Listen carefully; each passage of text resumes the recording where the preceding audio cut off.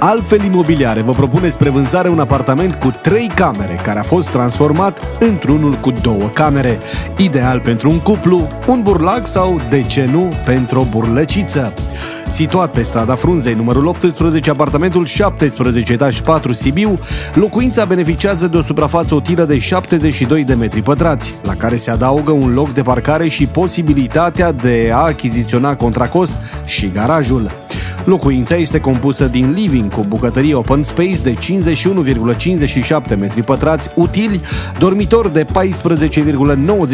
metri pătrați, baie cu geam și cabină de duș cu o suprafață utilă de 5,6 metri pătrați, iar la toate acestea se adaugă și un balcon cu un viu plăcut, transformând astfel acest apartament într-o opțiune perfectă pentru oricine caută o proprietate spațioasă, bine compartimentată și cu un acces ușor spre zona industrială a orașului.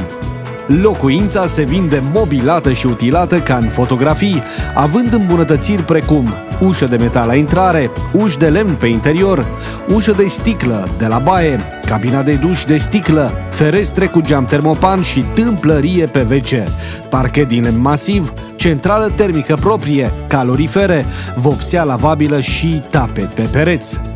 Imobilul este situat într-o zonă liniștită, ferită de praf, trafic cotidian și alte elemente care să perturbe liniștea locatarilor, iar în imediata vecinătate a blocului se află magazine alimentare, supermarketuri, farmacii, biserici, școli, grădinițe.